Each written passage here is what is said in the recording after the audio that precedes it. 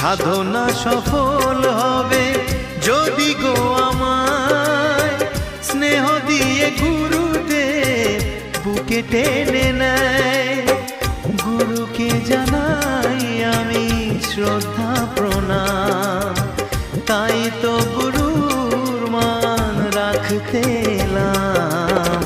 গানই আমার পূজা, গানে পরিচয়, তাই তো জীবন মোর শুধু গীতিময়।